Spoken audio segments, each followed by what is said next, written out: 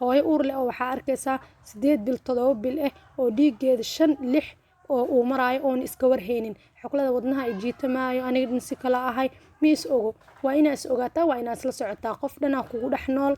waxaa tahay qof laba nafley marka hooyada waa inay isku dadaashaa baxdaa mar walba dhiigeeda soo ogaataa haddii aad ogaato dhiigaaga inuu hooseeyo inaa cuntooyinkaas aad ku dadaashid maxaa laahay waxaa rajeynaya waxyaabaha yacni aan sheegnane waxyaaba waxaa jiro qof walba uu gadan karo qudaarta cagaarta qof walba way gadan kartaa. Assalaamu calaykum waraxmatullaahi wabarakaatu. waa idin salaamo dhammaan walaalay Soomaaliyeed meel kastoo joogtaan waa mar kale iyo walaashiin Xabsa Shire kusoo dhawaada channelkayga hooyada maanta waxaan idin wadaa topic kale cusub ama mowduuc kale cusub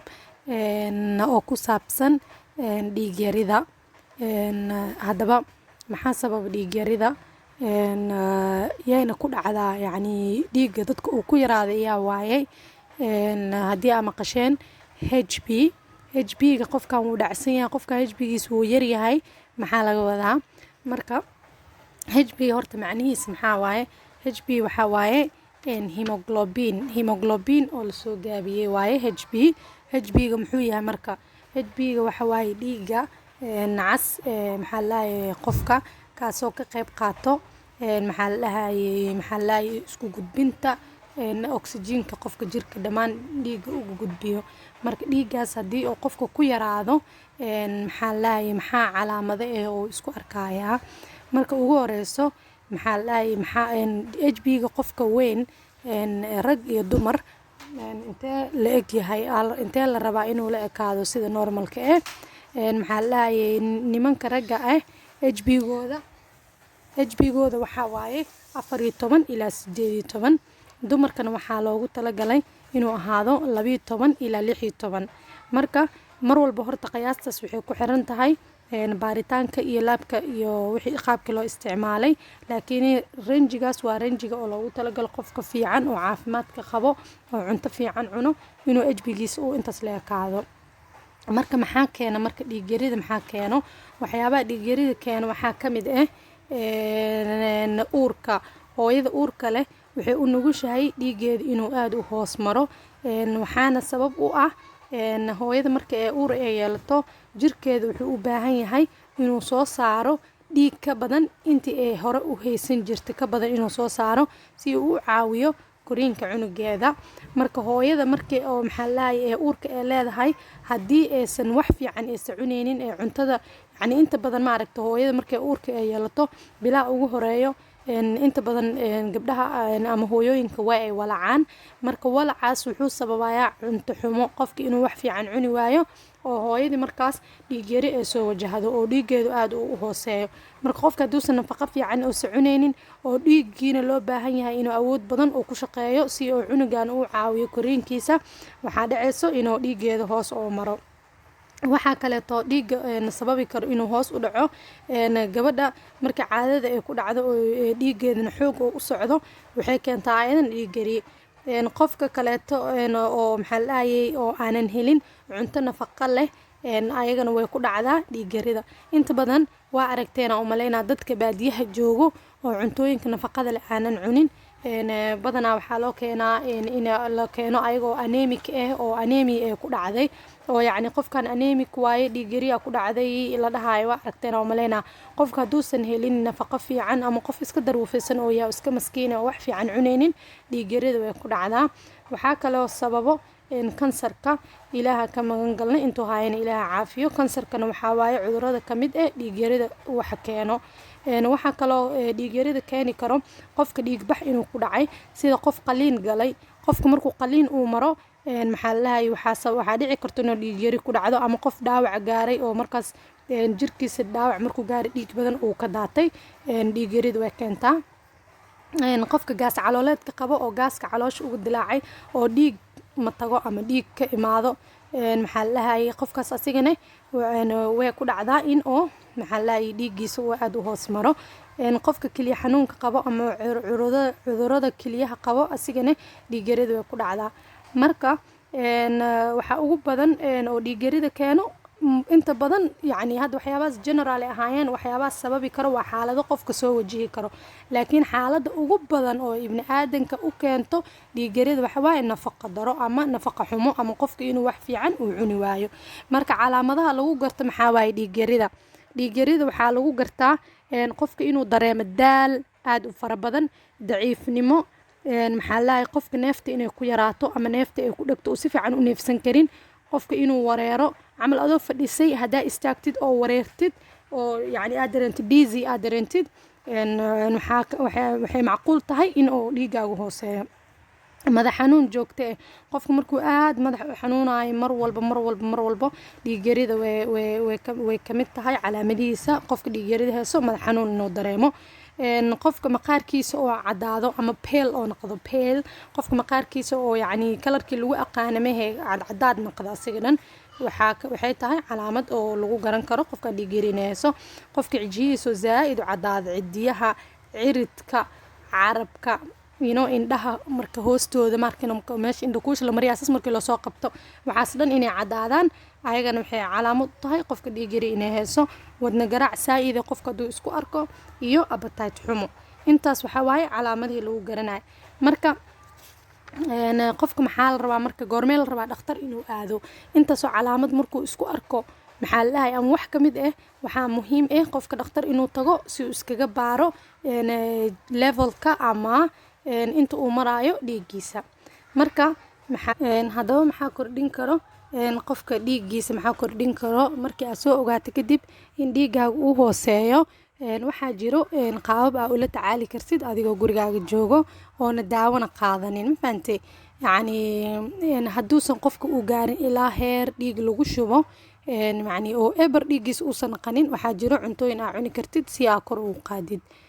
dhiiggaaga. marka cuntooyinkaas maxaa kamid ah cuntooyinka ay ka buuxdo ironta ama birta. cuntooyinkaas maxaa kamid ah waxaa kamid ah beerka, hilibka guduudan, qudaarta cagaaran, loosaska kala duwan, timirta, misirta, intaas waxay kamid yihiin waana cuntooyin anaga aan heli karno.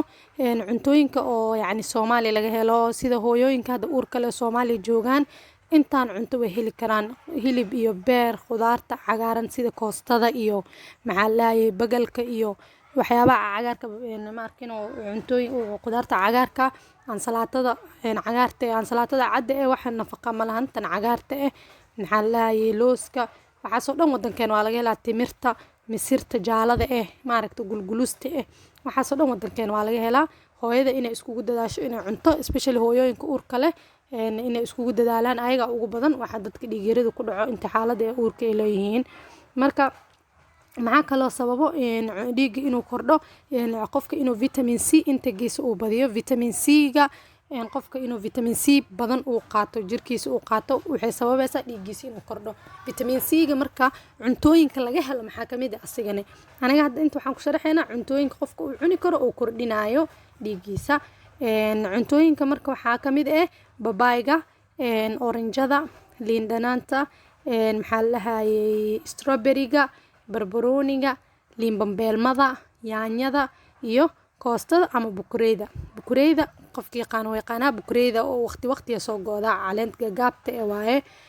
maxaa la dhahayay oo maxaa la dhahayay dadka inta badan ee soorta inay ku cunaan ay jecel yihiin, fahanteen? marka waxyaabahaas ayagana waxaa ka buuxo vitamin C aa ka buuxo qofka inuu iskugu dadaalo. waxa saddexaad ee kordhiyo waxaa waaye folic acid qofka inuu qaato. folic acid asoo kaniini ahaa jiro qofka maxaa laayay farmashiga ka heli karaa maalinta hal xabo kaniini qofka inuu qaato. haddii kaniini aad rabinne waxaan qaadan kartaa cuntooyin folic acid ee ka buuxaan. cuntooyinka folic acid ka buuxaan maxaa kamid ah qudaarta cagaarnida hore usoo sheegnay, beerka, looska, mooska, digirta noocyadeeda kala duwan, digiraha gaduuda, digirta cagaaran, digirta way kala noocyo badan tahay, ma fahantiin? marka kuwaas ayagana waxaa ka buuxo folic acid ka buuxo qofka inuu iskugu dadaalo oo cuntada cuno cunto fiican oo isku dheelitiran qofka mar walba inuu raadsado. hadiiba awoodi kartid oo xanuun uusan kaa celinayn inaa wax cuntid waa inaa isku dardarsataa cuntooyin kala duwan oo hal wax le aada ku taagnaanin. bariis iyo baasta le anaga naqaanaa inta badan waxaasna nafaqo ma lahan, wax laga faa'iidayana ma lahan. marka wax cuntada kaleeto ama waxa kaleeto dhiiga kordhiyo waxaa waaye beetroot waxaa la dhaho beetroot waxaa waaye baytraaf soomaalida qaar waxay u yaqaaniin baytraaf qaar dadka qaarna waxay u yaqaanaan barbiator ay u yaqaanaan okay barbiator beetroot beetrootka marka maxaa la dhahay wuxuu ka mid yahay waxyaabaha aadka u kordhiyo dhiigga waxaa ku jiro asiga beetrootka waxaa ku jiro ama baytraafka waxaa ku jiro bir iyo folic acid iyo fiber maxaa la dhahay iyo potassium marka qofka soo isticmaali karaa marka beetrootka cabitaan ahaan ka dhiga kartaa waxaa isku shiidan kartaa asaga iyo karooto maxaa la dhahay si fiican isku shiidanaysaa waxaa kaloo ku darsan kartaa waxaa ku darsan kartaa caano hadaa rabtid maxaa la dhahay kabacdi maalin kasto hal galaas inaa cabtid dhiigaa wuu kordhinaya waxaa kaloo isticmaali kartaa inagoo asoo sidiisa beetrootka halka xabo ama 2 xabo aad dabka ku dubtid sidii asoo sidiisa dabka toos inaa u saartid qolofka markuu maxaa la dhahay uu jilco aad ka dhigtid markuu qaboobo qolofka fiiqdi cunti inaa jarjartid cuntid liin dhanaan ku darso cun waxaa kaleeto dhiiga kordhiyo rumaanka Soomaaliya hadda waa la keenaa umaleynaa maalin hore waxaa ku arkaa Xayaat Market qofkii awoodi karo inuu soo gato cuno dhiig wuu kordhiyaa rumaanka qofkii aan heli karin intii aan soo sheegay ka badan maasha Allah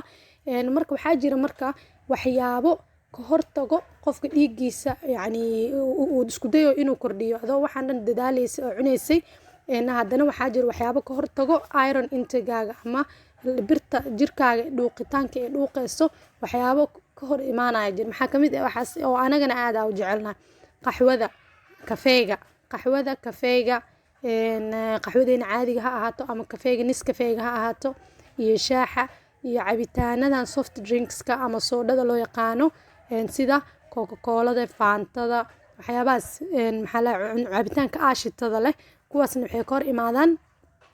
maxaa la dhahay inuu qofka dhiigiisa uu kordho yani qofkii dadaalayo dhiigiisa inuu kordhiyo rabo waa inuu ka fogaadaa intaas oo shaaxa iska yareysid haddii aad ka maarmeen xataa at least maalintii hal koob hooyada uurka la siibo qaxwada iyo shaaxa inay ka fogaato haddii ka maarmi weyso maalinkii waa inay hal koob bas ku ekeysataa marka maxaa la dhahay qofka marka waa inuu isku dadaalaa naftiisa u ogaadaa hooyada uurka la si gaar inay isku ogaato mar walba ay ku dadaasho inay la socoto dhiigeeda at least bishii hal mar waa inay iska soo baartaa meel walba wuu ku yaalaa farmashiye oo lagu baaro dhiiga markin oo HB-ga waa wax ugu fudud qofka laga baari karo